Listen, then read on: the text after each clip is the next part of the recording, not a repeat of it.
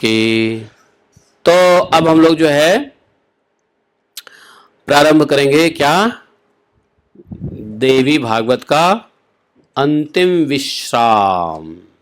ठीक है, जिसमें गायत्री पूजन, गायत्री की महिमा कल हम लोगों ने पढ़ा, सुना, गायत्री के बारे में पढ़ा। और गायत्री से ही, शक्ति से ही भक्ति शुरू होती है। अगर शक्ति नहीं तो भक्ति नहीं, तो भक्ति की शुरुआत शक्ति और शक्ति गायत्री, इसलिए हम लोग गायत्री करते हैं। करते नहीं 3 बार गायत्री। और गायत्री जब वो करते हो तो उसके अंदर आगे का मंत्र क्या है, बीज मंत्र ही तो है, देवी का बीज मंत्र ही तो पढ़ते हैं। ओम ऐंग क्लिंग, ये क्या है, बीज मंत्र ही तो है, नहीं पढ़ते हैं? जिनको गायत्री दीक्षा हुई है उसको पता है। 7 गायत्री में ऐंग भी आता है, क्लिंग भी आता है, नहीं, स्वाहा भी आता है, नहीं आता है? तो ऐसे गायत्री की महिमा और गायत्री के 1000 नाम, ये सब सुनो। आज की कथा थोड़ी सी लंबी हो जाएगी, लेकिन लंबी नहीं करूंगा, जल्दी हो जाएगा। तो हम लोग चलो पहले प्रार्थना कर लेते हैं एक बार। सर्वमंगल मांगल्ये शिवे सर्वार्थ साधिके शरण्ये त्र्यंबके गौरी नारायणी नमोस्तुते। या देवी सर्वभूतेषु निद्रारूपेण संस्थिता नमस्तस्यै नमस्तस्यै नमस्तस्यै नमो नमः। नारायण जी नारद जी को कह रहे हैं, नारद, अलग अलग पद वाली गायत्री ब्रह्महत्या के पाप का शमन करती है। अभिन्न पद वाली गायत्री का जप किया जाए तो अभिन्न पद वाली गायत्री तो पुरुष पाप, अगर अभिन्न पद वाली गायत्री का जप किया जाए तो पुरुष पाप का भागी बन जाता है, लेकिन भिन्न पद वाली गायत्री ब्रह्महत्या के पाप को नाश करता है। जितना जप करना अभिष्ट हो उसके 8वें भाग में गायत्री के 4थे पद का जप करना आवश्यक है। चिंता मत करो, आगे समझेंगे। इस प्रकार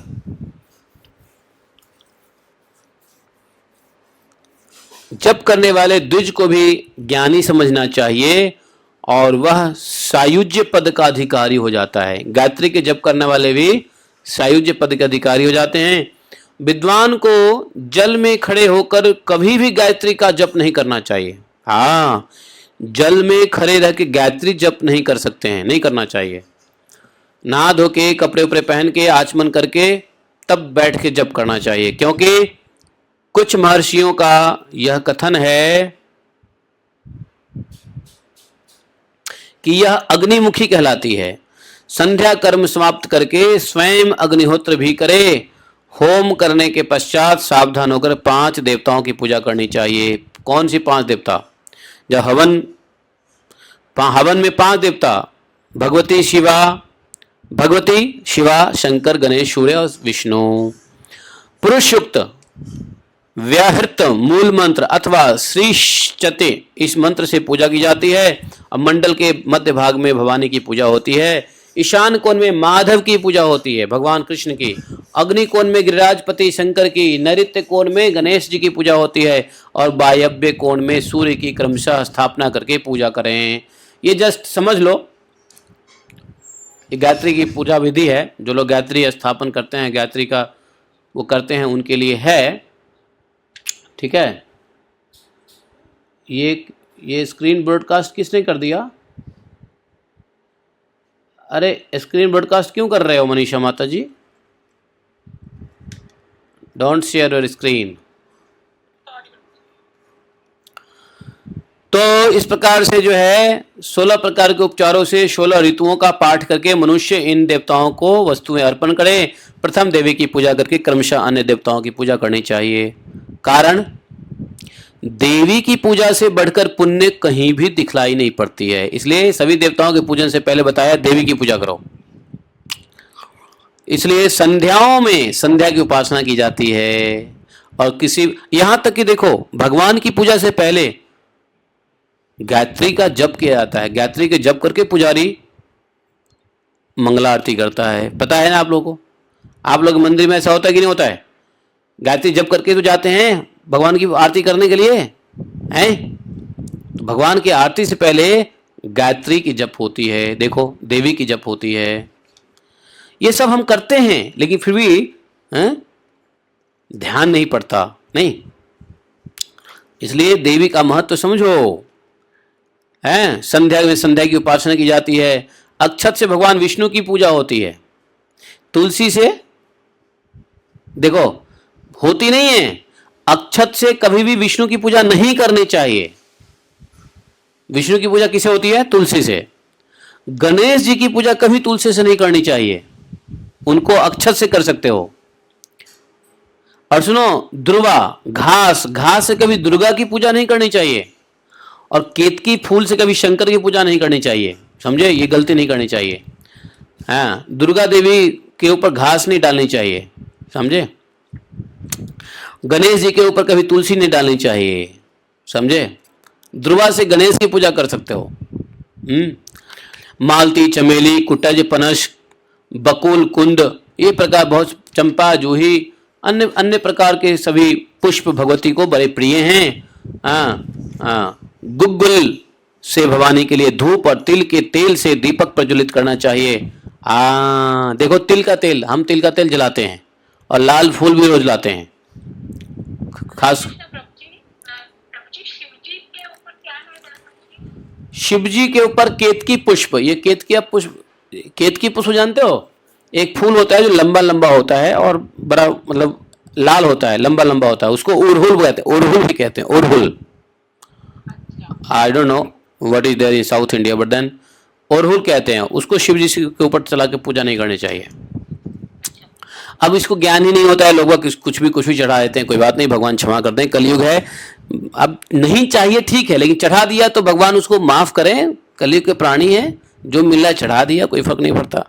लेकिन ऐसा है कि नहीं करना, अगर ज्ञान हो तो नहीं करना चाहिए। अज्ञानता बस कुछ भी किया तो हरिनाम जप करो क्या।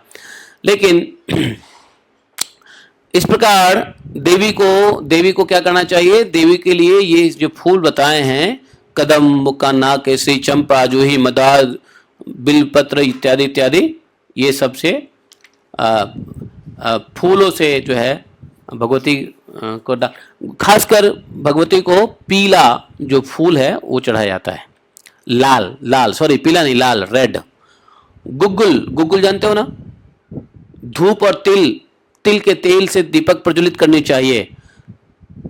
माता रानी के लिए आप लोग घी का तेल का प्रयोग करते हो? नहीं करना चाहिए, तिल का तेल का प्रयोग करना चाहिए, समझे? इस प्रकार देवी की पूजा करके मूल मंत्र का जप करें, चाहे जो भी आपका मूल मंत्र हो, ठीक है? तो इस प्रकार से जो है नारद जी ने कहा, महाराज आपने ये सब वर्णन संक्षेप में तो किया है गायत्री के शांति का प्रयोग, लेकिन अब गायत्री की शांति के प्रयोगों का संक्षेप में वर्णन कीजिए। नारद जी ये तो बड़ा गोपनीय प्रश्न पूछ दिया है। ठीक है, सुनाओ। ब्राह्मणों को चाहिए द्विज, ब्राह्मण मतलब द्विज, चाहे वैश्य हो, चाहे क्षत्रिय हो, चाहे ब्राह्मण हो, जिसको गायत्री दीक्षा हो गई वो सब द्विज है। तो द्विज को चाहिए कि दूध वाली समिधाओं से 1000 गायत्री का जप करके हवन करे।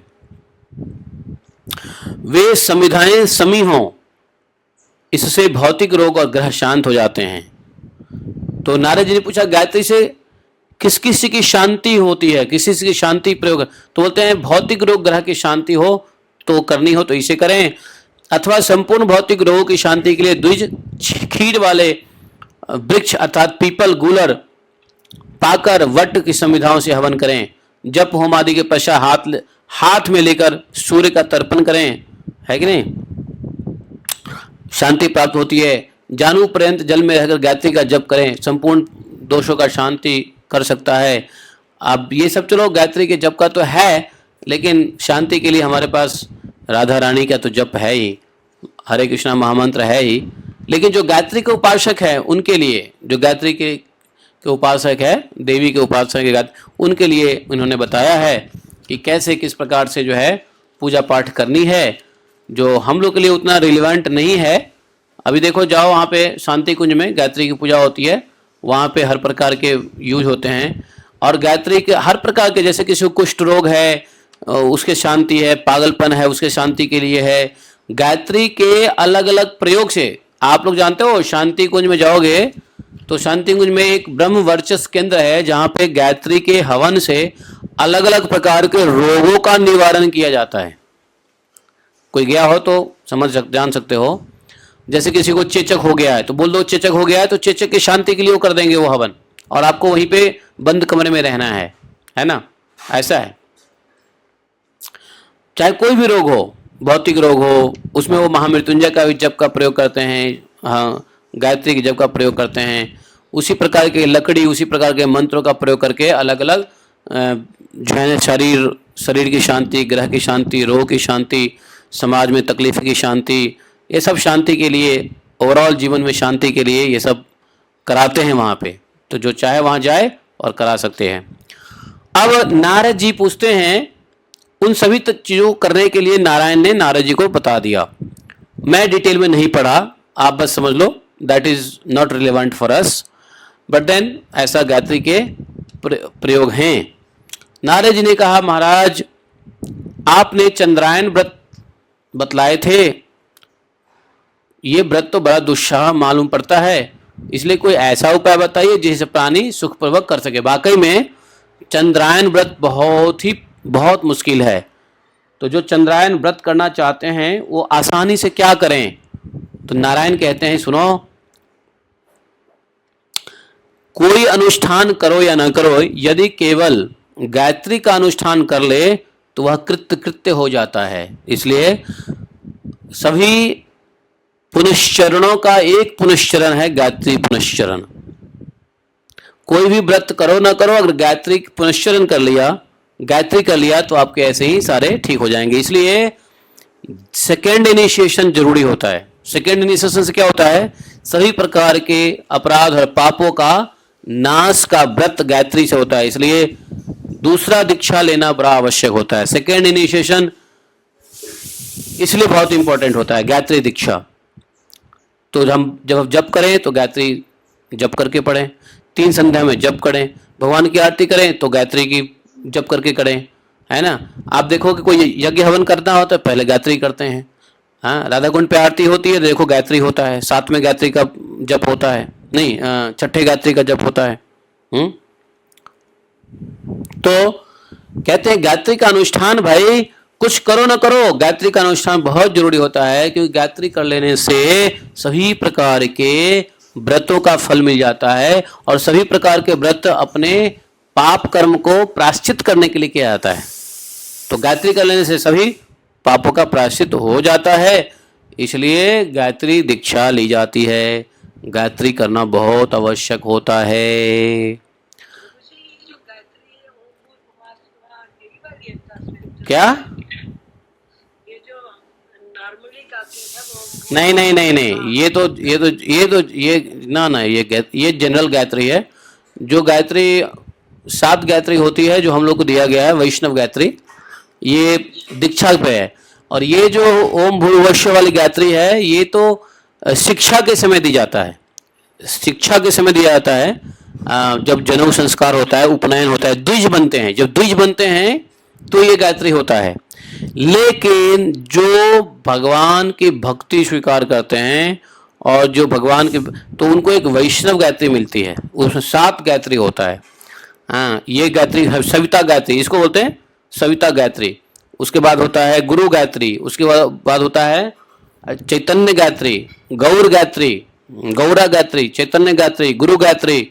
उसके बाद भगवान कृष्ण की गायत्री होती है, उसके बाद कामदेव की गायत्री होती है। ये 7 गायत्री होती है जो वैष्णव परंपरा में है।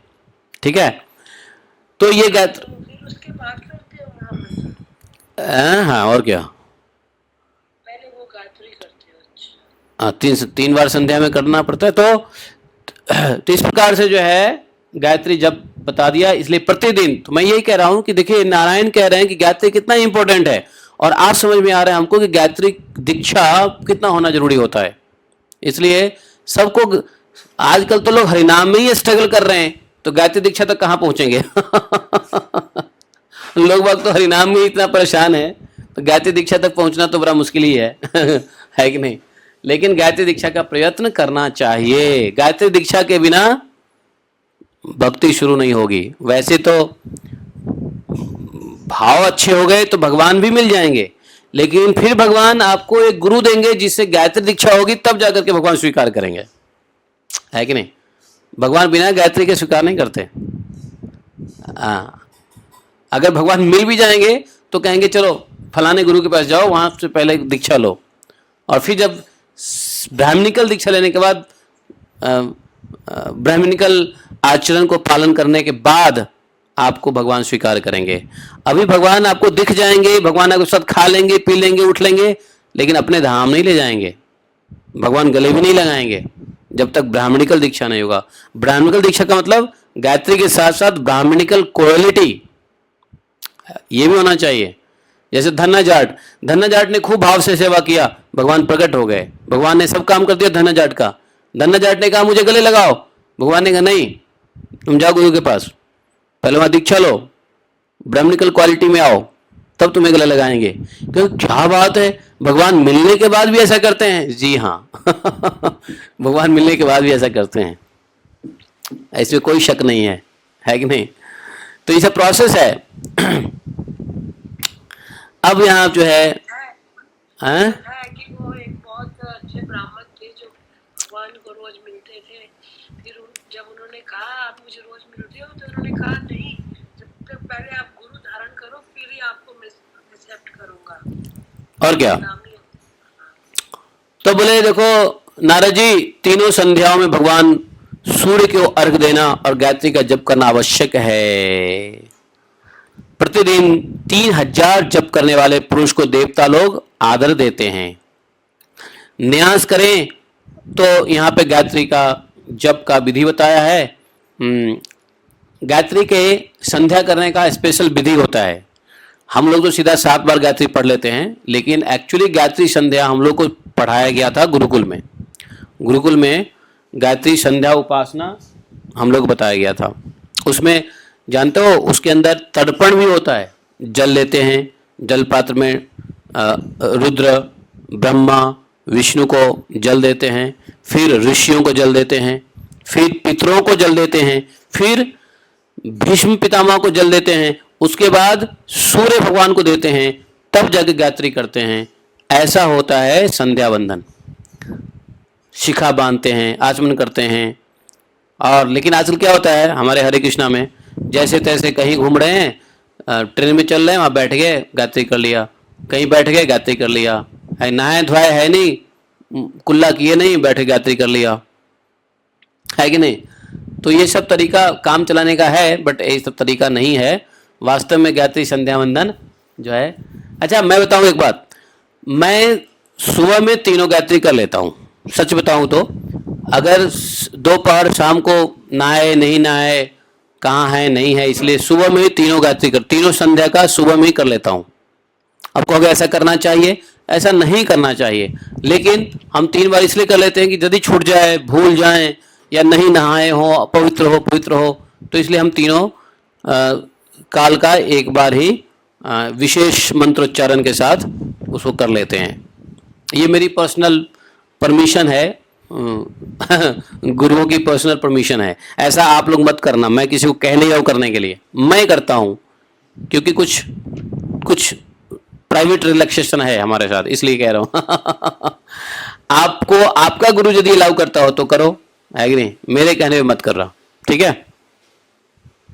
लेकिन जब फिर शाम को ही कर लेते हैं, जब याद होता है कर लेते हैं, लेकिन शाम को क्या है कि फिर नहाते धोते तो है नहीं, तो बिना नहाए धोए कर लिया गायत्री। तो इसलिए सुबह में तो नहा धो के बैठते हैं ना, तो तीनों बार एक बार कर लेते हैं, फिर दोपहर शाम किया नहीं किया तो भी, है ना, अगर या अशुद्ध में भी कर लिया तो भी, जो भी है। लेकिन क्या करें, कलयुगी प्राणी है, इसलिए हरिनाम करो, क्या फायदा है, ठीक है। तो लेकिन 3 संध्या नहीं तो कलयुग में कम से कम 1 संध्या तो हो सुबह के समय। और इस प्रकार से गायत्री कवच भी होता है, वो भी दिया है नारद जी ने। गायत्री कवच भी धारण कर सकते हैं गायत्री के उपासक, समझे। गायत्री कवच कैसे धारण करना है तो उसके लिए विधि बताया है, जो मैं ये निटी ग्रिटी विधि को नहीं पढ़ूंगा और ये हमारे लिए है भी नहीं।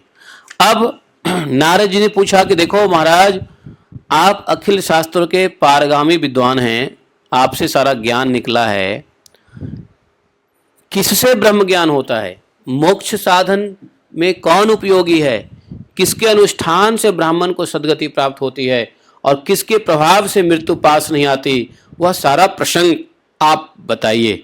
तो ये गायत्री भी कौन है, ये भी भगवती ही है। तो इसलिए देवी भागवत में गायत्री का प्रसंग आया है। नारद जी ने कहा है देखो, तुम बड़ी अच्छी बात पूछ रहे हो, जन कल्याण के लिए पूछ रहे हो।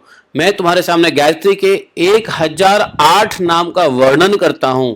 ये दिव्य नाम परम मंगलकारी है, इसका श्रवण करने से पाप का लेस मात्र भी शरीर में नहीं रह सकता है।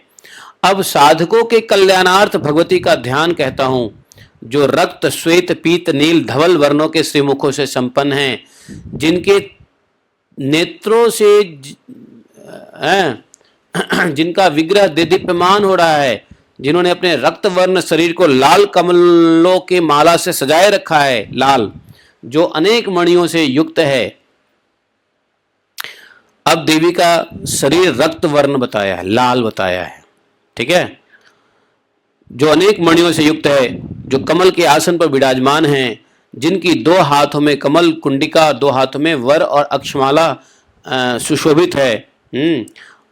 उन हंस की सवारी करने वाली कुमारी अवस्था में संपन्न भगवती गायत्री की मैं तुम्हें 1008 नाम की उपासना बताता हूं।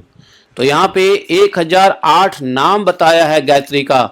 ये नाम हमने आज तक कभी नहीं पढ़ा, आज देवी भागवत की कृपा से ये 1000 नाम तो जरूर पढ़ेंगे, क्योंकि कहा है नारायण ने कि इस नाम 1008 नाम पढ़ने से मनुष्य के शरीर से सारे पाप, सुनने से भी, पढ़ने नहीं सुनने से भी मनुष्य के सारे पाप शरीर से नष्ट हो जाते हैं। तो आज चलो भगवती गायत्री से प्रार्थना करते हैं कि आप हमारे शरीर से पाप निकाल दीजिए, शुद्ध कर दीजिए भगवान कृष्ण की भक्ति के लिए। इसलिए हम 1008 नाम आज नवरात्रा के दिन पढ़ रहे हैं। पढ़ें, शुरू करें। सुनो, जिनको नहीं सुनना है वो म्यूट कर लो, ठीक है, जिनको सुनना है वो सुनो।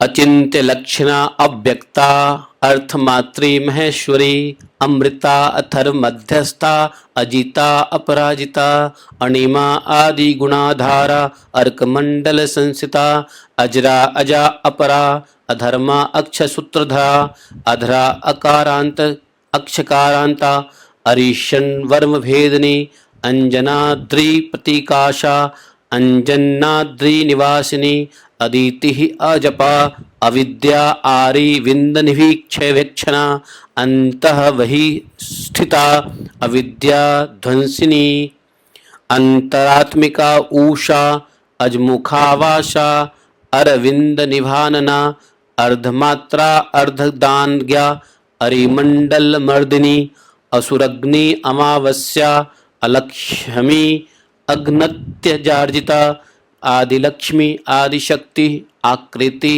आयतानना आदित्य पद विचारा आदित्य परिसेवता आर्चाया आवर्तना आदिमूर्ति आचारा निवासनी आग्नेयी आमेरी आद्या आराध्या आसन स्थिता आधार निलया आधारा आकाशांत निवासिनी आद्याक्षर समायुक्ता आंतकार का स्वरूपिणी आदित्य मंडल गता आंतरध्वांत नाशिनी इंदिरा इष्टवा इष्टा इंदीवरा नवेक्षणा इरावती इंद्रपदा इंद्राणी इंद्रूपिणी इक्षुकोदंड संयुक्ता इषु शंशान कारणी इंद्रनील समाकारा इड़ा पिंगल रूपिणी इंद्राक्षी ईश्वरी इहात्रया विवर्जिता उमा उडुभिनिवा उर्वा रुकफलनना उडुप्रभा उडुमती उडुपा उडुमध्यगा ऊर्ध्वे ऊर्ध्वकेशी ऊर्ध्वागोदगति भेदनी ऊर्ध्वबाहु प्रिया उर्मिलमाला वाग ग्रंथदायिनी ऋतु ऋतु ऋषि ऋतुमती ऋषिदेवन नमस्कृता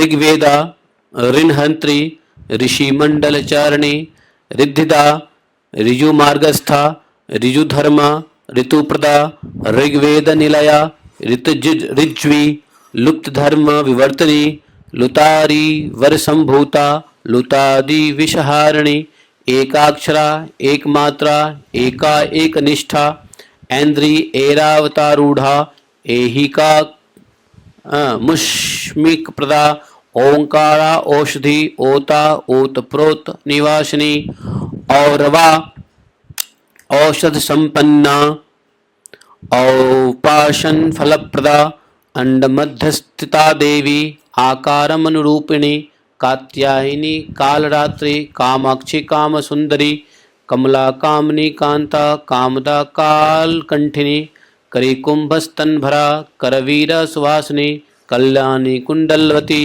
कुरुक्षेत्र निवासिनी कुरुविंदल दलाकारा कुंडली कुमुदालया कालजिह्वा कारालस्य कालिका कालरूपिणी कमलनीय गुणा कांति कलाधरा कुमुद्वी कौशिकी कमलाकार कामजार प्रभंजनी कौमारी कारुणापांगी कुकुवंता करिप्रिया केशरी केशवनुता कदम्ब कुसुमप्रिया कालिंदी कालिका कांची कलशोद भव संस्कृता काममाता ऋतुमती कामरूपा कृपावती कुमारी कुंड निलया किराती किरवाहना कैकेयी कोकिलालापा केतकी कुसुमप्रिया कमंडलोद्धरा काली कर्म निर्मूल कारणी कलहंस कलह संगति कक्षा कृत कौतुक मंगला कस्तूरी तिलका कनिंद्र गमना कुहु कर्पूर लेपना कृष्णा कपिला कुहराश्रया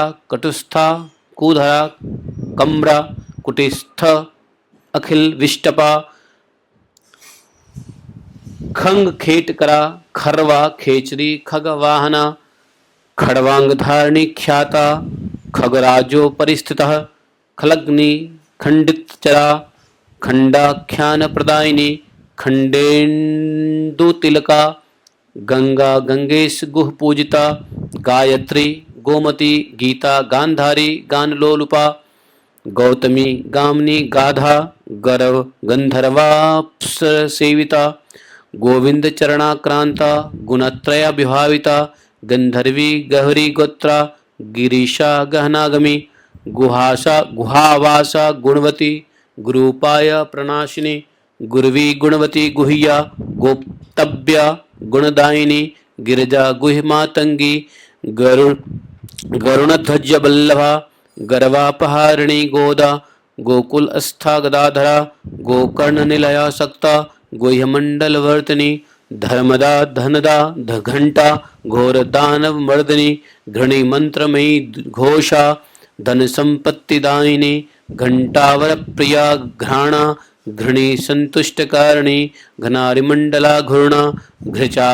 घृताची घनवेगिनी ज्ञान धातुमयी चर्चा चर्चिता चारुहासिनी चटुला चंडिका चित्रा चित्रमाल्या विभूषिता चतुर्भुजा चारुदंता चातुरी चरितप्रदा चूलिका चित्रवस्त्रांता चंद्रम कर्णकुंडला चंद्रहासा चरुदात्री चकोरी चंद्रहासिनी चंद्रिका चंद्रधात्री चौरा चंडिका चंचद्वाग्वादिनी चंद्रचूड़ा चोड़ विनाशिनी चारुचंदन लिप्तांगी चंचचावर विजिता चारुमध्या चारुगति चंदिला चंद्र रूपिणी चारुहोम प्रिया चारवा चरिता चक्रवाहुका चंद्रमंडल मध्यस्था नंद्रमंडल दर्पणा चक्रवाकस्तनी चष्टा चित्रा चारु विलासिनी चित स्वरूपा चंद्रवती चंद्रमा चंदन प्रिया चोद इत्री चिर प्रज्ञा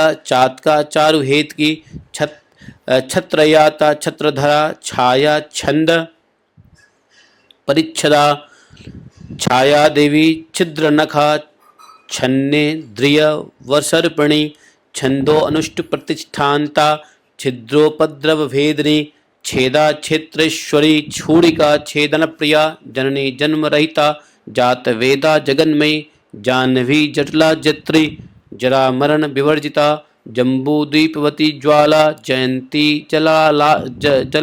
जलशालिनी जितेन्द्रिया जितक्रोधा जिता मित्रा जगत प्रिया जात रूपमयी जिह्वा जानकी जगति जनित्री जह्नूतनया जगत्रया हितैषिणी ज्वालामुखी जपवती ज्वरन्नी जितविष्टपा जिताक्रांतमयी ज्वाला जागृति ज्वर देवता ज्वलंती जलदा ज्येष्ठा जया घोषा अस्फोट दिङ्मुखी जम्भिनी जिम्भना जिम्भा ज्वलन्माणिक्यकुण्डला झिंझिका झिंझघो निघोणा झंझमारुतपिवेणी झल्लीवाद्यकुशला अरूपा अभुजा कंटकवान समयुक्ता कंटनी कंठभेदिनी कंटीगणकृताघोषा कंटनीय मनोरसा कंटारकारिणी देवी ठठ शब्द निनादिनी ढामड़ी डाकनी डिम्बा डुडुमारी निर्जिता डामरी तंत्र मार्गस्था डम डम मरुनादिनी डिंडी रव सहा डिम्भल सत्क्रीडपरायण डुंडी विद्वेश जननी ढक्हस्ता ढड़ी प्रजा नित्यज्ञाना निरूपमा निर्गुणा नर्मदा नदी त्रिगुणा त्रिपदा तंत्री तुलसी तरुणात्तरुः त्रिविक्रम पदाक्रांता तुरीय पदगामिनी तरुणादित्यशंकाशा तामसी तोहिनातुरा त्रिकाल ज्ञान संपन्ना त्रिवेणी त्रिलोचनी त्रिशक्ति त्रिपुरा तुंगा तुंगरंगवदना तिमिंगल गिलगिला तिब्रा स्त्रीश्रोता तामसादिनी तंत्र मंत्र विशेषज्ञा तनुमध्या त्रिविष्टपा त्रिसंध्या तृत्नी तोषा संस्था ताल प्रतापिनी ताटकीनी तुषाराभा तुहिनाचलवासिनी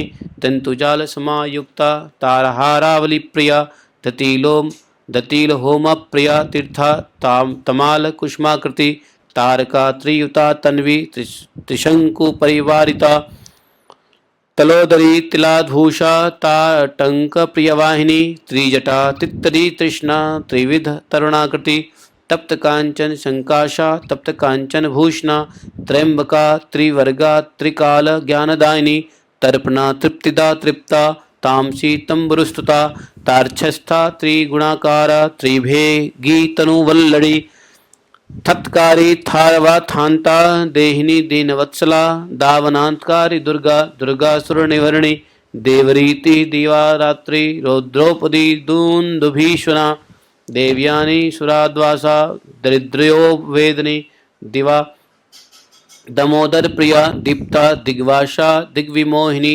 दंडकारण्य निलया दंडनी देवपूजिता देववंद्या देवीशदा द्विषीणी दानवाकृति दीनानाथ स्तुता दीक्षा दैवता दिश्वरूपिणी धात्री धनुर्धरा धेनु धारणी धर्मचारिणी धरंधरा धराधारा धनदा धान्य दोहिनी धर्मशीला धनाध्यक्षा धनुर्वेद शारदा धृति धन्या धृतपदा धर्मराज प्रिया ध्रुवा धूमावती धूमकेशनी धर्म शास्त्रा प्रकाशिनी नंदा नंद प्रिय निद्रा नृणीनुता नंदनात्मिका नर्मदा नलिनी नीला नीलकंठ क्षमाश्रया नारायण प्रिया नित्या निर्मला निर्गुणा निधि निराधरा निरूपमा नित्यशुद्धा निरंजना नादविंदु कलातीता नादविंदु कलात्मिका नृसिंही नगधरा निपनागा विभूषिता नरक्लेश शमने नारायण पदोद्भवा निर्वद्या निराकारा नारायण प्रिय कारिणी नाना ज्योति समाख्याता निधीता निर्मलात्मका नवसूत्रधा नभीति निरुपद्रवकारिणी नंदजा नवरत्नाढ्या नैमिषारण्यवासिनी नवनीत प्रिया नारी नीलजीमूत्र निस्वना निमेषिनी नंदिरूपा नीलग्रीवा निशेश्वरी नामावली निशुंभग्नि नागलोका निवासिनी नवजामुनद प्रख्या नागलोकादिदेवता नुपुराक्रांत चरण नरचित्त प्रमोदिनी निमग्ना रक्तनयना निर्घात समनिखा नंदनोद्यान निलया निर्भुहो परिचारिणी पार्वती परमोदारा परब्रह्मात्मिका परा पंचकोश विनुर्मुक्ता पंचपात नाशिनी परचित्त विघानज्ञा पंचिका पंचरूपिणी पूर्णिमा परमा प्रीति परतेजा प्रकाशिनी पुराणी पौरुषी पुण्या पुंडरीकनी वक्षणा पाताल तल निर्मग्ना प्रीति विवर्धनी पावनी पाद सहिता पेशला पवनाशिनी प्रजापति परिश्रांता पर्वतस्तन मंडला पद्मप्रिया पद्म संस्था पद्माक्षी पद्म संभवा पद्मपत्रा पद्मपद्या पद्मिनी पद्मपाशिनी पशुपाश विनिर्मुक्ता पुरंघरी पुरवासिनी पुष्कला पुरुषा परवा पारिजाता सुप्रिया स्वप्रिया पतिव्रता परित्रांगी पुष्पहास परायणा प्रत्या प्रज्ञाति सुता पौत्री पुत्र पूज्या पैश्वनी पट्टी पट्टी पड़ेत स्वासाधरा पंक्ति त्रिलोक प्रदायिनी पुण्यशीला प्रणतार्षिनिवासिनी पदुम्न जननी पुष्टा माता परिग्रहा पुंडरीका पुरावासा पुंडरीक समानना पृथुजंगा पृथुभुजा पृथुपादा पृथुदरी प्रवाल शोभा पिंगाक्षी पीतवासा प्रचापला प्रशवा पुष्टिदा पुण्या प्रतिष्ठा प्रणवागति पंचवर्णा पंचवाणी पंचिका पंचरस्थिता परमाया परज्योति परतीता परागति पराकष्टा परेशाणी पाविनी पावकृति पुण्यभद्रा परिच्छेद्या पुष्पहासा पिथोदरी पीतांगी पीतवसना पीतशय्या पिशाचिनी पीतक्रिया पिशाचग्नि पाटलाक्षी पटुक्रिया पंचभक्ष प्रिया जारा पूतना प्राणघातनी पूतना गमन मध्यस्था पुण्यतीर्थ निषेविता पंचागी पराशक्ति परम हल हंलादकारिणी पुष्पकांड स्थिता पूषा पोषिता खिलविष्टपा पान प्रिया पंचशिखा पन्न गोप शीर्षायिनी पंचमात्रात्मिका पृथ्वी पथिका पितृदोहिनी पुराण न्याय मीमांसा पाटली पुष्पगंधनी पुण्य प्रजा परदात्री परमार्क के गोचरा प्रवाल शोभा पूर्णासा प्रणवा पल्लभोदरी फलनी फलदा फल्गु फुत्काड़ी फलकाकृति फणीन्द्र शोभशयना फणी मंडल मंडिता बाल बाला बहुमता बाल तप निभांशुका बलभद्र प्रिया बंध्या बड़वा बुद्धि संसुता बंदी देवी बिलवती बड़े शग्नि बलिप्रिया प्रिये बांधवी बोधिता बुद्धि बंदूक कुसुम प्रिया बाल भानु प्रभाकारा ब्राह्मी ब्राह्म देवता बृहस्पति स्तुता वृंदावन विहारिणी बालाकिनी बलिहारा बिलयासा बहुकदा बहुनिद्रा बहुपदा बहुकर्णा वंशतंसिका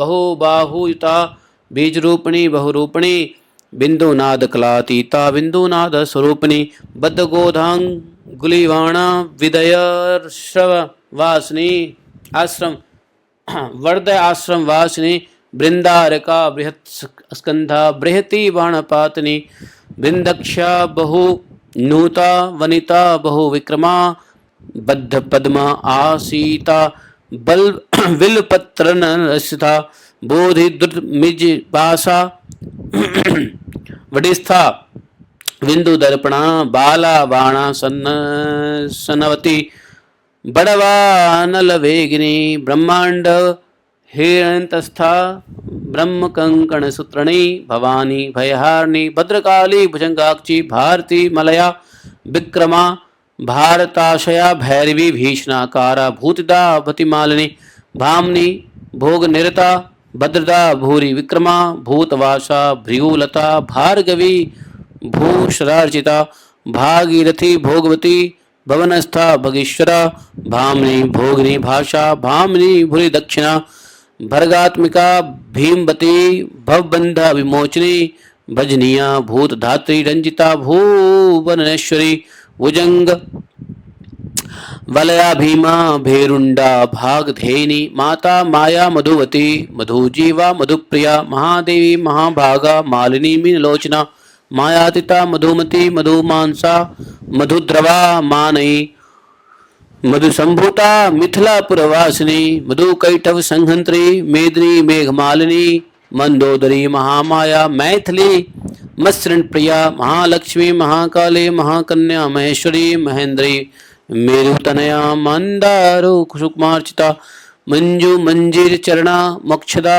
मंजु भासिनी मधुद्राविणी मुद्रा मलवान्विता मेधा मकरंदश्यामा मागधी मेनकात्मजा महामीरा महावीरा महाश्यामा मनुष्तुता मातृका महीरा माशा मुकुंद पद मूलाधार स्था मुग्धा मणिपुरकवासिनी मृगाक्षी महिषारूढ़ा महिषासुरमर्दिनी योगा योगासना योगगम्या योगा यौवन काश्रया यौवनी युद्ध अस्था यमुना योगदाधारणी यक्षिणी योगयुक्ता यक्षराजा प्रसूतनी यात्रा ज्ञान विधाज्ञा इसको थोड़ा वो करो यदुवंश समुद्भवा यकारा दिहकारांत याजुषी ज्ञान रूपिणी यामिनी योग निरता यादुदान भयंकरी रुक्मिणी रमणी रामा रेवती रेणुकारती रौद्री रौद्र प्याकारा राम माता रति प्रिया रोहिणी राज्यदा देवा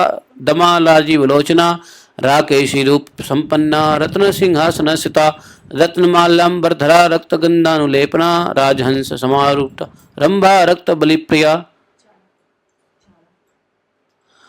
रमणीय युगाधारा राजिता अखिल भूतला रुचर्मे परिधाना रत्नी रत्न मालिका रोगेशी रोग शमनी राविणी रोग हर्षणी रामचंद्र पदाक्रांता रावण छेद कारणी रत्नवस्त्र परिच्छन्ना रथस्था रुक्म भूषणा लज्जा धीदेवता लोला ललिता लंग धारणी लक्ष्मी लोला लुप्त विषा लोकिनी लोक विश्रुता लज्जा लंबोदरी ललना लोक धारणी वरदा वंदिता विद्या वैष्णवी विमलाकृति वाराही विरजा वर्षा वरलक्ष्मी विलासनी विनता व्योम मध्यस्था वारिजासना संस्था वारुणी वेणु संभुता वीतिहोत्रा रूपिणी वायुमंडल मध्यस्था विष्णु रूपा विधि प्रिया विष्णु पत्नी विष्णुमती विशालाक्षी वसुंधरा वामदेव प्रिया वेला वज्रणी वासुदोहिनी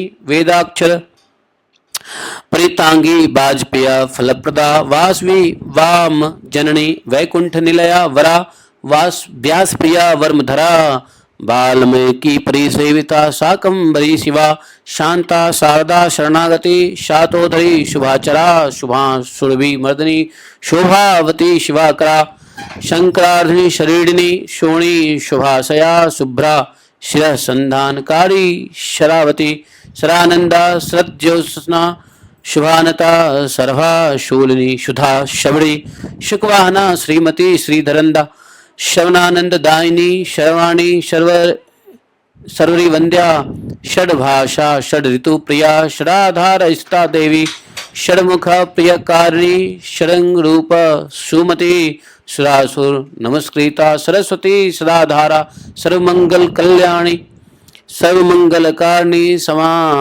सामगान प्रिया सूक्ष्मा सावित्री साम संभवा सर्वावासा सदानंदा सुस्तनी सागरम्बरा सर्वेश्वर प्रिया सिद्धि साधु बंधु प्रक्रम पराक्रमा सप्तम सप्तर्षि मंडल गता सो मंडल वासिनी सर्वज्ञा सांद्र करुणा समानाधिक वर्जिता सर्वोतुंगा संहीना सद्गुणा शकलिष्टदा शर्घा सूर्यतनया शुकेशी सोमः संहिता हरिण्यवर्णा हारिणी ह्रींकारी हंसवाहिनी शोमवस्ता पीड़ितांगी क्षीराब्धि तनया क्षमा गायत्री सावित्री पार्वती सरस्वती वेदगर्भा वरारोहा श्री गायत्री पराम्बिका।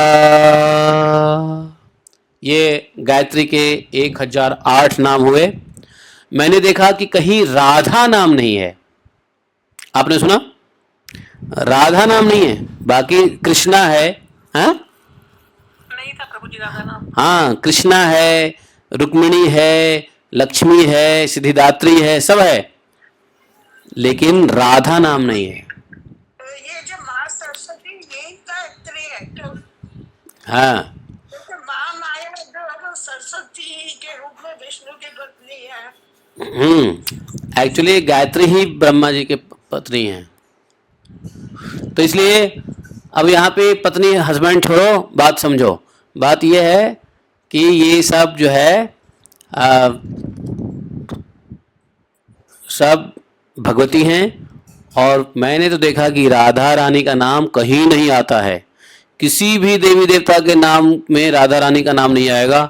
और भगवान शिव के 1008 नाम में कहीं कृष्ण नहीं है। तो इसलिए समझ गया है, सब राधा से निकलती हैं, राधा ही मूलभूत स्रोत है। इसलिए राधा अद्वितीय है, राधा अद्वितीय नाम है। अब नारद जी, यह भगवती गायत्री के 1008 नाम हैं। यह महान पुण्यप्रद, संपूर्ण पापों का उच्छेदन करने वाला है, प्रचुर संपत्तिदायक भी है। इस प्रकार ये नाम भगवती गायत्री को संतुष्ट करने वाले हैं। ब्राह्मणों के साथ अष्टमी तिथि के अवसर पर विशेष रूप से इसका पाठ करना चाहिए। जिस किसी को भी गायत्री के इस सहस्त्र नाम का उपदेश करना, हर किसी को भी गायत्री के सहस्त्र नाम का उपदेश करना उचित नहीं है। उसके लिए सुयोग्य अधिकारी हो, आज्ञाकारी शिष्य हो, ब्राह्मण के प्रति जिसका श्रद्धा हो, भगवान के प्रति श्रद्धा हो, वैसे लोगों को ही उपदेश करना चाहिए। भ्रष्ट साधक अथवा बांधव ही क्यों ना हो, अपना भाई बंधु क्यों ना हो, लेकिन भ्रष्ट है तो उसको इसका उपदेश नहीं करना चाहिए, सुनाना नहीं चाहिए। जिसके घर में इस गायत्री संबंधी शास्त्र का लेखन होता है उसके यहाँ कभी भय नहीं टिक सकता। चंचला होती हुई भी लक्ष्मी उसके घर स्थित होकर विराजमान रहती है। इसके प्रभाव से मनुष्य पुण्यवान होता है और दरिद्र धनवान हो जाता है। नारद जी, मैंने जो अपने परम पवित्र रहस्य का वर्णन किया वह मनुष्यों के ब्रह्म सायुज्य प्रदान करने वाला है। यह बात सत्य है, सत्य है, सत्य है, इसमें कोई संशय नहीं है। देखा तो गायत्री के 1008 नाम, उसके उपासना की विधि, पूजा की विधि सब भगवान ने बता दिया। अब जो है गायत्री दीक्षा की विधि बता रहे हैं। गायत्री दीक्षा कैसे है, तो भगवान ने कहा कि देखो, पुण्यात्मा शिष्ट पुरुषों को दीक्षा लेने का विधान बताते हैं। इसमें गुरु और शिष्य दोनों ही अत्यंत शुद्ध अपेक्षित है। गुरु को चाहिए कि प्रातःकाल का संपूर्ण कृत्य विधिवत संपन्न करके, विधि विधान के साथ स्नान और संध्या आदि सब कृत्य करके हाथ में कमंडल लेकर नदी के तट पर जाए और यज्ञ मंडप में पहुंचकर एक श्रेष्ठ आसन में बैठ जाए। आचमन प्राणायाम करने के बाद गंध पुष्प आदि से मिश्रित जल ओम ओम फट इस अस्त्र मंत्र का 7 बार जप करके अभिमंत्रित करे और अपने गुरुदेव को प्रणाम करके पूर्वाभिमुख बैठना चाहिए। फिर देव मंत्र के जो देवता हैं उनका विधिवत पूजा करना चाहिए। 11वें स्कंद में बताई हुई विधि के अनुसार भूत शुद्धि क्रिया कर लेना चाहिए और फिर देव मंत्र के ऋषि का न्यास करके मस्तक में देव मंत्र की मुनि का, देव मंत्र के मुनियों का, मुख में छंद का, हृदय में कमल, देवताओं का, गुही में बीज का, दोनों पैरों में शक्ति का न्यास करके 3 बार ताली बजाकर फिर चुटकी बजाकर दिग्बंध करना चाहिए। और इस प्रकार से भावना करना चाहिए कि मेरे हृदय से कृपालु गुरुदेव, मेरे हृदय से कृपालु गुरुदेव, ऐसी भावना करें कि मेरे हृदय से निकलकर भगवती शिवा अब इस शिष्य के हृदय में विराज रही है। अतः उन दोनों में एक की भावना से गंध आदि उपचारों द्वारा उनकी प्रार्थना करें। उसके बाद गुरुदेव अपना हाथ शिष्य के सिर पर रखते हुए उनके दाहिने कान में देवी के महामंत्र का 3 बार उपदेश करें।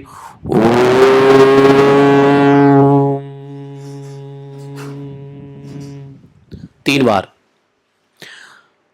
और तब शिष्य उस मंत्र का 108 बार जप करे। गुरु को देवता स्वरूप मानकर पृथ्वी पर दंडवत प्रणाम करे, उन्हें अपने को अर्पण कर दे। ऐसी सद्भावना मन में जीवन पर्यंत रहनी चाहिए, हाँ, कि गुरु की बात माननी है। उसके बाद ऋतुजों को दक्षिणा दे, ब्राह्मणों को भोजन कराएं और सौभाग्यवती स्त्रियों, कन्या और ब्रह्मचारियों को भली भांति भोजन कराएं। धन में कृपणता न रखकर दीनों, अनाथों, दरिद्र की सेवा करे। अपने को किताब समझकर मंत्र की नित्य उपासना करे। नारद जी, यही दीक्षा का विधि है। अब तुम परम आदरणीय भगवती जगदम्बा के चरण कमल की नित्य उपासना करो। व्यास जी कहते हैं, राजन, इस प्रकार संपूर्ण श्रेष्ठ प्रसंग नारद जी से कहकर भगवान नारायण आंखें मूंद ली और भगवती के चरण कमल का ध्यान करने लगे। ये भगवान नारायण प्रधान मुनियों के भी शिरोमणि हैं।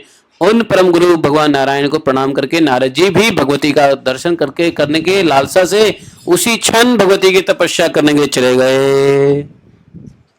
अब जन्मेजय ने पूछा, किसे?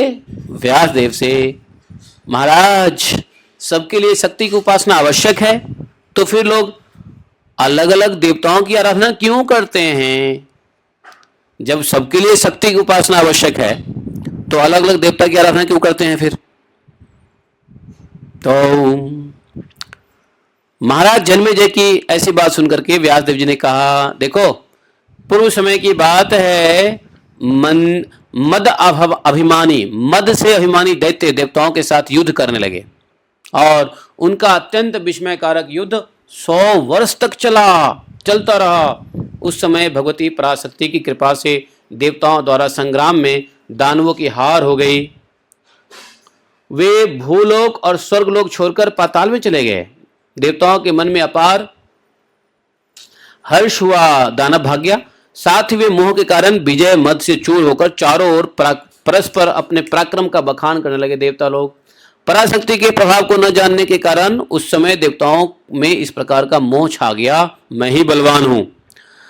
राजन, जब उन देवताओं पर अनुग्रह करने के लिए दयामयी भगवती जगदम्बा यक्ष के रूप में प्रकट हुई, पहले कभी न देखे हुए उस परम सुंदरी तेज को देखकर देवता लोग आश्चर्यचकित रह गए।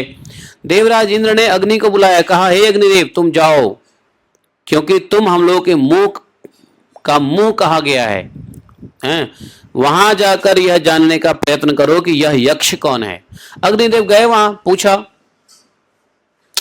अग्निदेव ने पूछा जाकर के, भाई कौन हो तुम, कौन सा पराक्रम है, बताओ तुम्हें।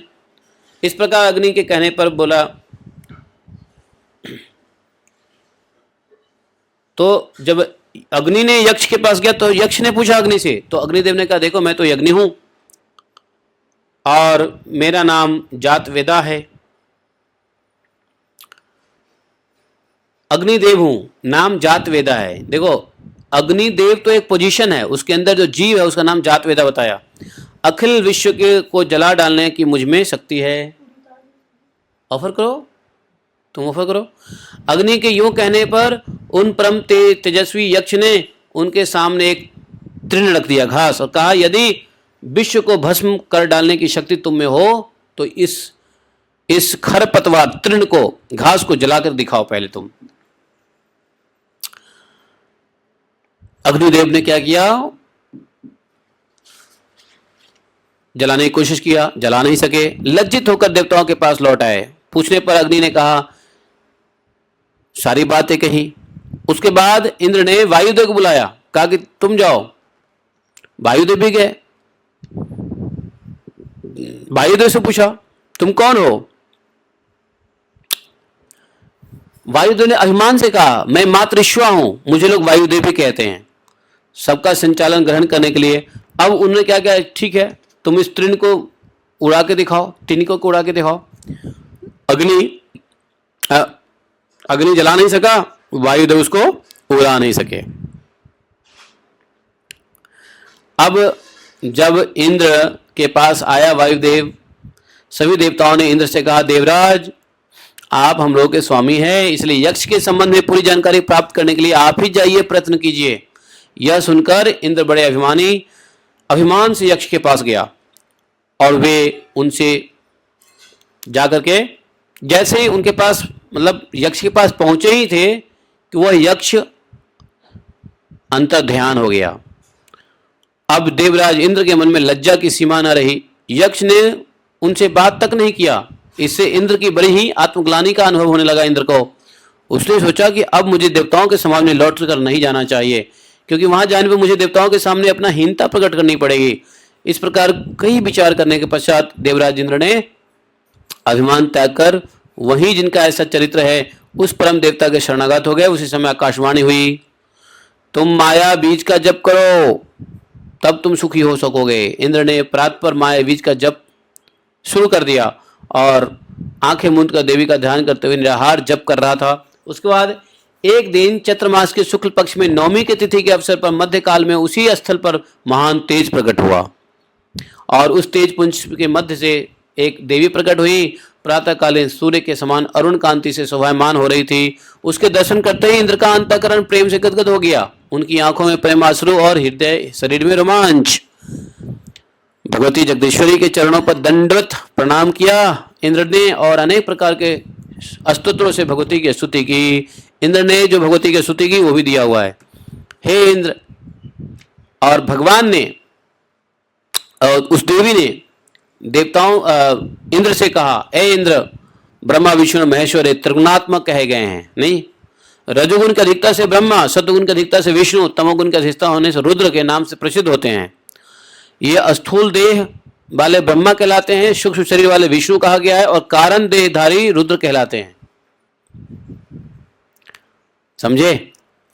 और तीनों से परे एक चतुर्थ रूप धारण करने वाली मैं हूं, जिसे साम्यावस्था कहते हैं।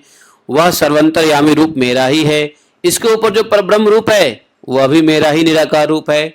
निर्गुण और सगुण दोनों मेरे ही रूप कहे गए हैं। माया मतलब शक्ति माया रहित निर्गुण है, और माया शक्ति युक्त सगुण, ये सब मेरे ही स्वरूप हैं। वे वही मैं संपूर्ण जगत की सृष्टि करके उसके भीतर भली भांति प्रविष्ट होकर निरंतर जीवों को कर्म और शास्त्र के अनुसार प्रेरणा प्राप्त कराती हूं। ब्रह्मा विष्णु और कारणात्मक रुद्र को मेरे द्वारा ही सृष्टि स्थिति और प्रलय के लिए प्रेरणा प्राप्त होती है। पवन मेरे भय से चलते हैं, मेरा भय मानकर सूर्य आकाश में चलते हैं। उसी प्रकार इंद्र, अग्नि और यम मुझसे भी भयभीत होकर के ही अपने अपने कर्तव्य का निष्पादन करते हैं, क्योंकि मैं सर्वोत्तमा सर्वशक्तिमती हूँ। सर्वशक्तिमती, मेरी कृपा से ही तुम लोगों को सब प्रकार से विजय प्राप्त हुई। तुम सभी काठ के पुतले के समान हो, और मैं सबको नचाने वाली हूँ। मैं कभी तुम देवताओं के विजय कराती हूँ तो कभी दैत्यों के विजय कराती हूँ। मैं स्वतंत्र हूँ, अपनी इच्छा के अनुसार सब करती हूँ, परंतु उसके प्रारब्ध पर मेरा ध्यान अवश्य रहता है। तुम लोग अभिमानवश मुझ सर्वात्मिका माया की शक्ति को भूल गए थे। तुम्हारी जीत नहीं हुई कि तुम माया शक्ति को भूल गए। सर्वात्मिका माया शक्ति तुम्हारी बुद्धि अहंकार से आवृत हो गई थी। दुष्टर माया की तुम पर गहरी छाप पड़ चुकी थी। अतः तुम पर अनुग्रह करने के लिए मेरा ही उत्तम सहज तेज यक्ष रूप से प्रकट हुआ था। वास्तव में वह मेरा ही रूप था। अब इसके बाद तुम लोग सब प्रकार से अपने अभिमान को त्याग करके सच्चिदानंद स्वरूपिणी मुझ देवी की ही शरण में जाओ। व्यास देव जी कहते हैं, इस प्रकार से मूल प्रकृति और ईश्वरी नाम से सुप्रसिद्ध भगवती महादेवी देवताओं के द्वारा भक्ति पूर्वक सुपूजित होकर उसी क्षण अंतर ध्यान हो गई। उसके बाद संपूर्ण देवता अपने अभिमान को त्याग करके भगवती जगदम्बा के सर्वोत्तम चरण कमलों के सब प्रकार से आराधना करनी चाहिए। देखो, देवता के साथ ऐसा लेशन दिया है जगदम्बा ने, मनुष्य को भी ऐसा ही समझना चाहिए। मनुष्य को भी ये नहीं समझना चाहिए कि ये हमारी शक्ति है, हमने किया है। ये सब समझनी चाहिए राधा रानी की शक्ति है कि नहीं, भगवान की शक्ति है। भगवान की शक्ति ही राधा रानी है, तो ये सब देवी राधा की शक्ति है। नहीं, ऐसा हम लोग को समझना चाहिए। नहीं समझना चाहिए? समझना चाहिए कि नहीं समझना चाहिए? अगर ऐसा नहीं समझेंगे तो गड़बड़ हो जाएगा। व्यास देव जी कहते हैं, जन्मेजय, एक समय की बात है, प्राणियों के कर्म का भोग कराने के लिए इंद्र ने 15 वर्ष तक जल बरसाना बंद कर दिया। 15 साल तक इंद्र ने प्राणियों के कर्म का भोग कराने के लिए, अर्थात सुखाड़ अनावृष्टि हो गया, सुखाड़ पड़ गया और महासंहारकारी घोर दुर्भिक्ष पड़ गया। ऐसी बुरी स्थिति हो गई, बहुत से ब्राह्मणों ने एकत्र होकर विचार किया कि गौतम जी तपस्या के बड़े धनी हैं। वे मुनिवर अपने आश्रम पर गायत्री की उपासना कर रहे हैं। सुना है इस समय भी उन्हें यही सुभिक्ष है। ब्राह्मणों के इस बड़े सभा को उपस्थित होकर गौतम जी ने प्रणाम किया है, ब्राह्मणों को कुशल प्रश्न किया है, आगमन का कारण पूछा है। तब ब्राह्मण ने अपना अपना दुख सब मुनि के सामने वखान किया है। उन्होंने कहा, हे विप्रो, यह आश्रम आप ही लोगों का है। मैं सर्वथा आप लोगों का दास हूँ। संध्या और जप के परायण रहने वाले आप सभी द्विज गण सुख पूर्वक हमारे यहाँ रहने की कृपा कीजिए। तो ब्राह्मणों को क्या किया, गौतम मुनि ने अपने आश्रम पे रख लिया। मुनिवर गौतम जी इस प्रकार सभी ब्राह्मणों को आश्वासन देकर भक्ति और नम्र हो भगवती गायत्री की प्रार्थना करने लगे। हे देवी, तुम्हें प्रणाम है, तुम महाविद्या, तुम वेद माता और परात्पर स्वरूपिणी हो, संपूर्ण कामनाओं को देने में परम कुशल तुम देवी को मैं प्रणाम करता हूँ। संपूर्ण प्राणियों का उद्धार करने वाली देवी परमेश्वरी, तुम मेरे अपराध क्षमा करो। गौतम जी इस प्रकार से स्तुति करने लगे। स्तुति करने पर भगवती जगदम्बा उनके सामने प्रकट हो गई। उन्होंने मुनियों को एक ऐसा पूर्ण पात्र दिया जिससे सबके भरण पोषण की व्यवस्था हो सकती थी। उस समय उस पात्र से प्राप्त अन्नों के इतने ढेर लगे मानो पर्वत हों। और उस समय मुनि गौतम जी ने संपूर्ण मुनियों को बुलाकर उन्हें प्रसन्नतापूर्वक धन धान्य वस्त्र आभूषण आदि समर्पण किए। उनके द्वारा गाय भैंस आदि पशु तथा सुख शुवा आदि यज्ञ की सामग्री दी, और जो सबकी सब भगवती गायत्री के पूर्ण पात्र से निकली थी। आए हुए ब्राह्मणों को प्राप्त हुई। सभी लोग एकत्रित होकर गौतम जी की आज्ञा से यज्ञ करने लगे। इस प्रकार मुनिवर गौतम जी 12 वर्ष तक श्रेष्ठ मुनियों के भरण पोषण की व्यवस्था करते रहे। वे पुत्र के समान सबकी सार संभाल करते थे। सभी ब्राह्मणों को अन्न देते, भोजन देते, सब कुछ देते, तथापि उनके मन में अभिमान नहीं था। उन मुनिवर ने गायत्री की आराधना के लिए एक श्रेष्ठ स्थान का निर्माण करवा दिया था। सभी प्रधान मुनि वहां आकर भगवती जगदम्बा की उपासना करते थे। एक समय की बात है, मुनिवर नारद वहां आए। उनकी विशाल वीणा बज रही थी और भगवती के उत्तम गुणों का गायन हो रहा था। वहां आकर वे पुण्यात्म मुनियों की सभा में बैठ गए। गौतम आदि श्रेष्ठ मुनियों ने नारद का विधिवत स्वागत किया और उसके बाद नारद जी गौतम जी के यश के संबंधी विविध प्रसंगों का वर्णन करने लगे। गौतम जी का यश चारों लोकों में फैल गया था। नारद जी ने कहा, देखो, मैं देव सभा में गया था, देवताओं की सभा से आ रहा हूं मैं। वहां देवराज इंद्र ने आपका यश गाया है। उसका कहना, इंद्र का कहना है कि मुनि ने सबका भरण पोषण करके विशाल निर्मल यश प्राप्त किया है। सचिपति इंद्र की बात सुनकर तुम्हें देखने के लिए मैं यहाँ आ गया। इंद्र ने बड़ी बड़ाई की आपकी, मैंने आपके दर्शन के लिए यहाँ आया। भगवती जगदम्बा की कृपा प्रसाद से तुम धन्यवाद के पात्र हो गए हो। मुनिवर गौतम जी से इस प्रकार कहकर नारद जी गायत्री सदन में गए। उन्हें वहाँ भगवती जगदम्बा जी की झांकी प्राप्त हुई है। दर्शन करके नारद जी की आंखें प्रसन्नता से खिल उठी हैं। उन्होंने देवी की विधिवत स्तुति की और पुनः स्वर्ग को प्रस्थान किया। उस समय वहाँ जितने ब्राह्मण थे, मुनि के द्वारा ही उन सबके भरण पोषण की व्यवस्था होती थी, परंतु उनमें से कुछ कृतज्ञ ब्राह्मण गौतम जी के उस उत्कर्ष को सुनकर ईर्ष्या से जल उठे। अब कुछ ब्राह्मण ने देखा कि गौतम जी की इतनी बड़ाई हो रही है, तो ईर्ष्या करने लगे गौतम जी से। उन्होंने निश्चय किया कि हमें कुछ तो करना ही चाहिए जिससे गौतम जी की ख्याति ना बढ़े। उसके बाद कुछ दिनों के बाद धरती पे वर्षा होने लगा। अब संपूर्ण देशों में सुभिक्ष की बातें सुनाई पड़ने लगी। काल की महिमा का वर्णन कौन कर सकता है। उस कृतज्ञ ब्राह्मणों ने माया को एक गाय बनाई, माया की एक गाय। उस गौ का शरीर जीर्ण शीर्ण था, जिसमें मुनिवर गौतम के हवन काल उपस्थित होने पर यज्ञशाला में हवन कर रहे थे गौतम मुनि। उसी क्षण वह गाय वहां पहुंची। मुनि ने हुम हुम इन शब्दों से उसे वारण किया। इतने में ही उस गाय के प्राण निकल गए।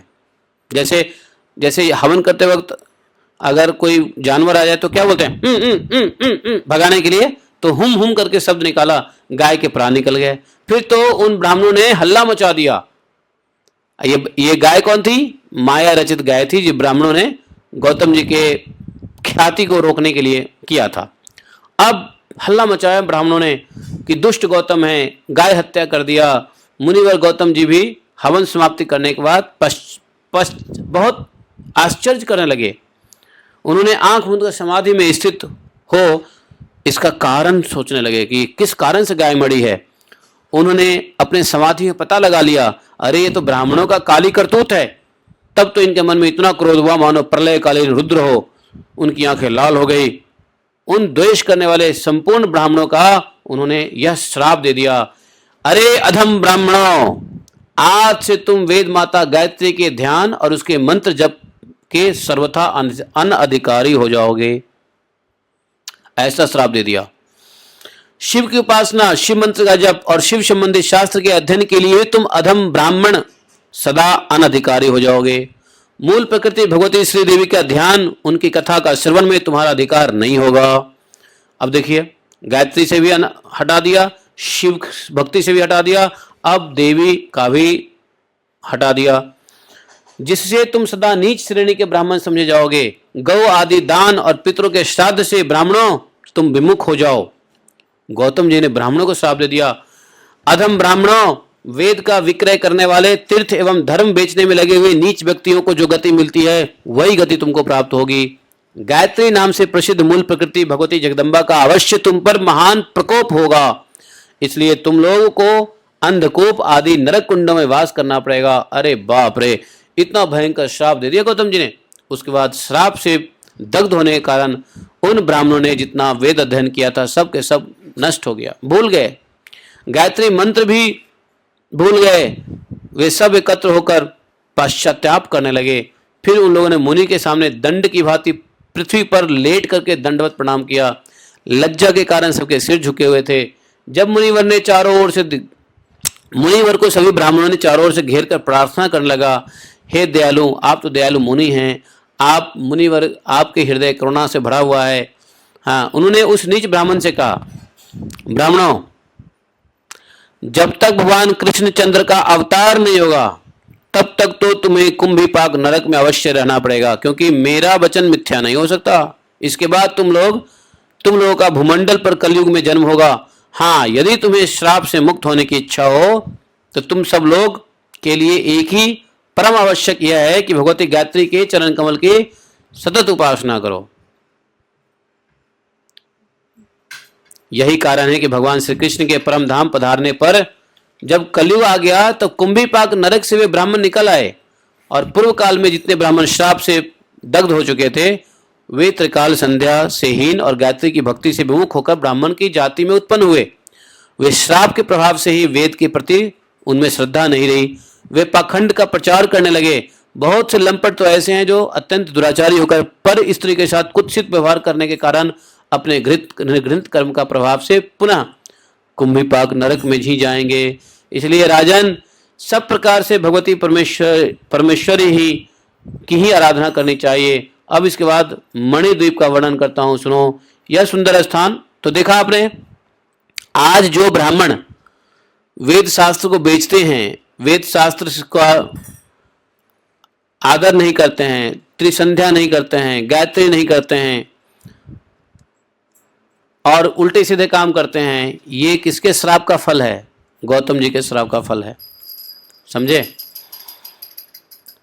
और ऐसा ब्राह्मण करेंगे तो ब्राह्मणों की इज्जत भी लोग नहीं करेगा। जब ब्राह्मण की ही इज्जत लोग नहीं करेगा तो क्या होगा? कली का आगमन जल्दी होगा, ब्राह्मणों का नाश होगा। तो ब्राह्मणों ने अपना ब्राह्मण के कर्मों को क्यों छोड़ दिया? गौतम जी के श्राप के कारण। और जब ब्राह्मणों ने अपने कर्म छोड़ दिया तो लोगों ने उसका आदर करना छोड़ दिया। जब लोगों ने आदर करना छोड़ दिया तो कलयुग को मौका मिल जाएगा, क्योंकि कलयुग में ब्राह्मण यदि शुद्ध हो कलयुग नहीं आ सकता। ब्राह्मण भगवान कृष्ण के आराध्य देव हैं। कृष्ण चले गए तो क्या, शुद्ध ब्राह्मण अगर रहता ना तो भी कली नहीं आ सकता था। उसका प्लेट है ना, उसमें दे दो, प्लेट में दे दो। हाँ, घर वाले दे दो। हाँ, तो आप समझ गए, ये सब कारण हुआ। तो भगवान के चले जाने के बाद जो है ब्राह्मण को दूषित होना ही था। ब्राह्मण दूषित नहीं होता तो कली नहीं आ सकता था, नहीं तो इसलिए ये सब कहानी बनी। ठीक है। इसके बाद जो है ना मणिद्वीप का वर्णन किया है। ठीक है। तो कली को एंटर करने के लिए ब्राह्मण को दूषित करना पड़ा और ब्राह्मणों ने ऐसा काम कर दिया। ये सब कौन करा रहा है? कौन करा रहा है? भगवती करा रही है। भगवान के ये जो काल है, चक्र है, इस काल चक्र को चलाने के लिए भगवती करा रही है। ब्राह्मणों का बुद्धि खराब किया, गौतम जी को के साथ दुर्व्यवहार किया, गौतम जी से श्राप दिलवाना, फिर ये सब सब सब जगदम्बा करा रही है। क्योंकि जहाँ पे इसलिए आज की डेट में शुद्ध ब्राह्मण का होना बड़ा मुश्किल है। अगर शुद्ध ब्राह्मण हो तो कलयुग नहीं फैल सकता है। इसलिए ब्राह्मण बहुत कम होंगे, शुद्ध तो बहुत कम होंगे, ब्राह्मण ही कम होंगे, तभी कलयुग फैल सकता है। समझे? ब्राह्मण जो है वैश्य हो गया, ब्राह्मण क्षत्रिय हो गया, ब्राह्मण शूद्र हो गया, थोड़े बहुत ब्राह्मण जो ब्राह्मण का कार्य करते हैं वो बहुत थोड़े बच जाते हैं, जिसकी वजह से घोर कलयुग अभी नहीं है। जब वो भी ब्राह्मण खत्म हो जाएंगे तो घोर कलयुग आ जाएगा, है कि नहीं? थोड़ा बहुत जब और गायत्री करने वाले ब्राह्मण भी बचे हैं तब तक कलयुग धीरे धीरे धीरे अपना फैल धीरे धीरे, और जब वो भी खत्म हो जाएंगे तो महाकलयुग आ जाएगा फिर तो। उसके बाद मणिद्वीप का वर्णन किया है, ठीक है। और मणिद्वीप के वर्णन के बाद देवी भागवती की महिमा आया है। देवी भागवती का महिमा में व्यास देव जी कहते हैं, राजन तुमने जो जो पूछा था हमने बताया। भगवती महादेवी का यह पुराण परम अद्भुत है। इसे सुनकर मनुष्य कृतकृत हो जाता है, क्योंकि इससे वे अत्यंत प्रसन्न हो जाती हैं देवी भगवती। अब तुम अपने तथा पिता के लिए उद्धार के लिए देवी यज्ञ करो। समझे? देवी भागवत संपन्न होता है। शौनक आदि ऋषियों सुधरी कहते हैं कि इस प्रकार से जन्मेजय ने मुनिवर व्यास देव जी की बात मानी और देवी के प्रत संज्ञक महामंत्र की विधि विधान से के साथ दक्षिणा ग्रहण किया। उसके बाद उन्होंने नवरात्र के पुण्य अवसर पर धौम्य आदि मुनियों को बुलाया और अम्बा यज्ञ आरंभ कर दिया। इस उत्तम श्रीमद् देवी भागवत महापुराण ब्राह्मणों के द्वारा पाठ कराया। महाराज जन्मेजय यज्ञ समाप्त करके अपने स्थान पर विराजित हुए। उसी समय आकाश से मुनिवर नारद जी आए। मुनिवर नारद जी को देखकर आश्चर्यचकित होकर के जन्मेजय आसन से उठे हैं। उन्होंने आसन आदि उपचारों से मुनियों की पूजा की है। उसके बाद कुशल प्रश्न करते हुए ऋषियों नारद जी से आने का कारण पूछा है। नारद जी ने कहा है, जन्मेजय आज मैंने देवलोक में एक महान अद्भुत दृश्य देखा है, वही तुम्हें बताने के लिए परम विस्मित होकर मैं यहाँ तुम्हारे पास आ गया हूँ। बोले महाराज बताइए। बोले कि तुम्हारे पिता परीक्षित अत्यंत दिव्य शरीर उनका हो गया है। तुम्हारे पिताजी का बड़े बड़े देवता अप्सराएं सब ओर से भांति भांति उनकी स्तुति कर रहे हैं। उत्तम रथ पर बैठकर वे अब मणिद्वीप को पधार गए। यह सब कुछ इस देवी भगवती के श्रवण का फल है। राजन तुमने अपने पिता का उद्धार किया है, इससे आज देवलोक में तुम्हारी महान कीर्ति का विस्तार हो रहा है। सुत जी कहते हैं, ऋषियों नारद के यह वचन सुनकर महाराज जन्मेजय का हृदय प्रेम से गदगद हो गया है कि मेरे पिताजी का उद्धार हो गया है। वे अद्भुत कर्मा व्यास देव जी के चरण कमलों पर पड़ गए। व्यास देव जी ने आशीर्वचनों से उनका अभिनंदन किया।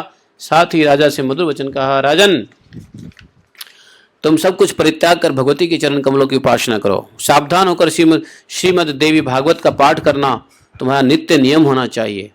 तो उन्होंने देवी भागवत का पाठ का नित्य नियम बना दिया। किसको? जन्मेजय को। जन्मेजय इसका पाठ करने से, बोले जन्मेजय देवी भागवत का पाठ करने से पुरुष को वेद पाठ करने का महान पुण्य प्राप्त होता है। इसलिए श्रेष्ठ विद्वानों को चाहिए कि वे यत्नपूर्वक इसका पारायण करें। इस प्रकार महाराज जन्मेजय से कहकर मुनिवर व्यास देव जी पधार गए। साथ ही पवित्र अंतःकरण वाले धौम्य आदि मुनि भी अपने स्थान पर चले गए।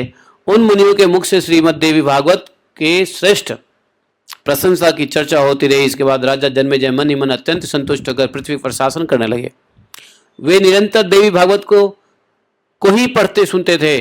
सुत जी कहते हैं, ऋषियों यह पुराण वेद की सिद्धांत का बोधक है। वट के पत्र पर शयन करने वाला विष्णु के प्रति देवी ने इसका उपदेश किया था। इस भागवत को वट के पत्र पे जो विष्णु भगवान सो रहे थे उस समय देवी ने इसका उपदेश किया था। उसके बाद वेद व्यास जी ने सुखदेव जी को पढ़ाया था और इसके सार भाग को एकत्र करके 18,000 श्लोक की इस पुराण की रचना की वेद व्यास जी ने। इसे 12 स्कंध में सजाया। उसी समय उसका नाम श्रीमद देवी भागवत रख दिया।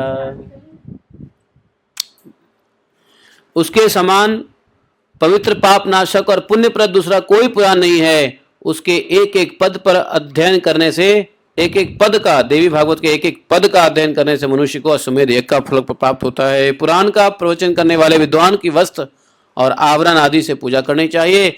मुने स्वयं अपने हाथों से लिखकर या लेखक द्वारा लिखवाकर भाद्रपद की पूर्णिमा के पुण्य अवसर पर स्वर्णमय सिंहासन के साथ इस पुराण को पुराणवेत्ता विद्वान को दान कर देना चाहिए। कथा समाप्त होने पर ब्राह्मणों को भोजन कराना आवश्यक है। सुवासिनियों को, बटुकों एवं कुमारियों सहित भोजन कराना चाहिए और उस सब में देवी की भावना करके वस्त्र और आभरण आदि से उनकी पूजा करें। जो इस श्रेष्ठ देवी भागवत का नित्य श्रवण करता है उसके लिए कहीं भी कुछ भी दुर्लभ नहीं है। इस पुराण श्रवण के प्रभाव से जिसको पुत्र नहीं है पुत्र हो जाता है, धन नहीं है धन हो जाता है, विद्यार्थी विद्वान हो जाता है। जिस घर में भली भांति पूजित होकर यह पुराण स्थापित रहती है उसके गृह को लक्ष्मी और सरस्वती कभी नहीं छोड़ सकती। बैताल, डाकनी और राक्षस आदि की दृष्टि उस ग्रह पर पड़ नहीं सकती। जो मनुष्य मन को एकाग्र करके संध्या के पश्चात प्रत्येक संध्या के अवसर पर श्रीमद् देवी भागवत की एक एक अध्याय का पाठ करता है उसे ज्ञान की प्राप्ति हो जाती है। तो देवी भागवत को शाम को पढ़ सकते हैं। शरद ऋतु के नवरात्र में उत्तम भक्ति पूर्वक इसका नित्य पाठ करना चाहिए। शरद ऋतु के नवरात्र में अभी हम लोगों ने किया ना शरद ऋतु, भगवती जगदम्बा उस पर प्रसन्न होकर उसकी इच्छा से अधिक फल प्रदान करती है। हे मुने, वर्ष में आषाढ़, अश्विन, माघ, चैत्र इन मासों के शुक्ल पक्ष के 4 नवरात्राएं होते हैं। वैदिक पुरुषों को चाहिए कि गायत्री को प्रसन्न करने के लिए इन चारों नवरात्रों में नित्य इस पुराण का पाठ करें। इस पुराण में कहीं किसी का विरोध वचन नहीं है। इसमें सबकी उपासना का विषय आया है क्योंकि भगवती जगदम्बा शक्ति रूप से सभी के भीतर सदा विराजमान है। नैमिषारण्य में निवास करने वाले तपोधन मुनियों ने पुराणवेत्ता परम श्रेष्ठ सूत जी का यह वचन सुनकर बड़ा सम्मान किया है, पूजा किया है। सूत जी को हृदय प्रसन्नता से खिल उठा है। इसके बाद भगवती जगदम्बा के चरण कमलों में भृंग की भांति सदा निवास करने वाली सूत जी वहां से पधार गए हैं। आज यहाँ पे श्रीमद् देवी भागवत की कथा संपन्न होती है। तो 4 बार आता है नवरात्रा, तो 4 नवरात्रा में देवी भागवत किया जा सकता है, सुना जा सकता है। चलिए चारों नवरात्राओं में कोशिश करेंगे देवी भागवत की ही कथा सुने। और एक बताऊं, देवी भागवत की कथा सुनने से बढ़कर नवरात्रा कुछ भी नहीं मनाया जा सकता है। इससे अधिक क्या मनाओगे? कौन सा व्रत उपवास कर लोगे? देवी भागवत सुनने से अधिक पुण्य नवरात्रा में इससे अधिक और किसी तरीके से भगवती क्या प्रसन्न हो सकती है? कतई नहीं, कतई नहीं। इसलिए देवी भागवत चलते रहना चाहिए। आश्चर्य की बात है, इतना इंपॉर्टेंट भागवत है फिर भी नवरात्रा में लोग देवी भागवत क्यों नहीं करते? करते रहना चाहिए ना। हर जगह देवी भागवत की कथा होनी चाहिए, कहीं नहीं हो रहा है। आपने कहीं सुना देवी भागवत की कथा हो रही है? आप लोगों ने सुना है कि देवी भागवत की कथा हो रही है इस जगह पर? आपके आसपास में देवी भागवत की कथा हो रही है, सुना है या नहीं सुना है? नहीं सुना होगा। सुना होगा तो बताओ। दुर्गा सप्तशती कर लेते, दुर्गा सप्तशती कर लेते, यही बहुत है ना। देवी भागवत नहीं, दुर्गा सप्तशती तो देवी भागवत के सामने। आगरा में कोई पोस्टर देखा, उत्तराखंड से कोई देवी भागवत करने के लिए आया हुआ है। हाँ, तो कहीं कहीं आपको रेयरली मिलेगा, लेकिन नवरात्राओं में देवी भागवत से ही गायत्री माता प्रसन्न होने वाली हैं, समझे? तो अल्टीमेटली गायत्री ही शक्ति है, गायत्री ही जगदम्बा है, गायत्री ही दुर्गा है, गायत्री सब कुछ है। तो इसलिए गायत्री इतना इम्पोर्टेंट है। गायत्री के रूप में हम लोग दिन में 3 बार करते ही हैं। देवी भगवती का उपासना नहीं करते हैं गायत्री के रूप में? किसी से शक्ति प्राप्त करनी हो तो क्या करते हो?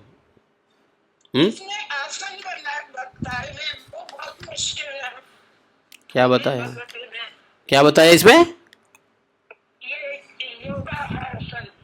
कहाँ योगासन बताया? 5वें या 4थे अध्याय में। क्या बताया? वो मुद्राएं बता रखी है। उससे क्या लेना आपको? हाँ, भगवान क्या क्या सही से बोलो। ध्यान हमारा केंद्रित होगा ना पूरा। नहीं, उससे कोई फर्क नहीं पड़ता है।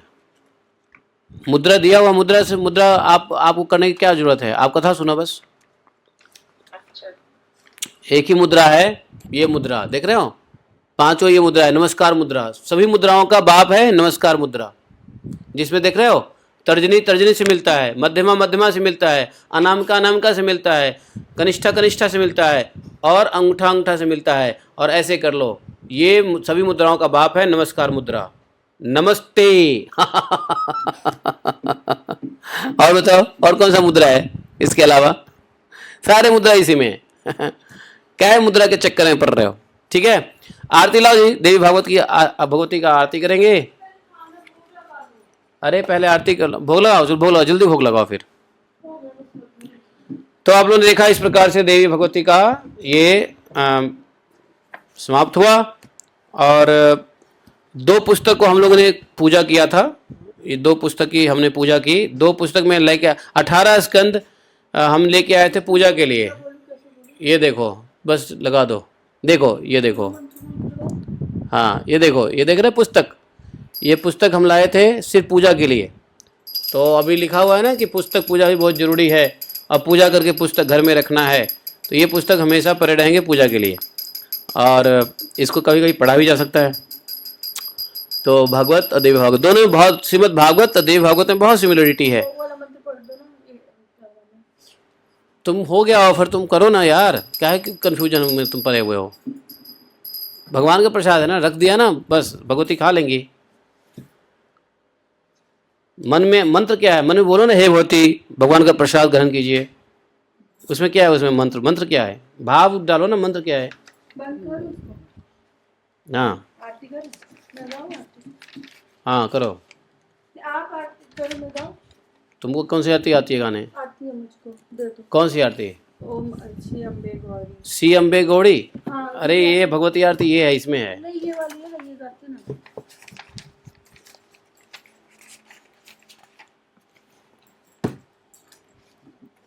आरती तो यहाँ पे है, ये वाली आरती। चलो तुम जो गाना गाओ, चलो सब आरती भगवती की आप करो, गाओ गाओ गाओ। निकालो तो एक मिनट। ये रहा, ये लो, जय अम्बे गौड़ी। इसमें कहाँ से आएगा? फिर आप करो। करो करो करो, अब हम करे भी गाएं कैसे? गाओ ना। तो फिर आरती तो दिखाएगा। हाँ ठीक है, तुम गाओ भी या दिखाओ भी? थोड़ा दिखा के फिर गाने लग जाओ। उसमें कौन सी आवाज़ आ रही है? माँ जग जननी जय जय गाएं क्या प्रभु? ये जय जग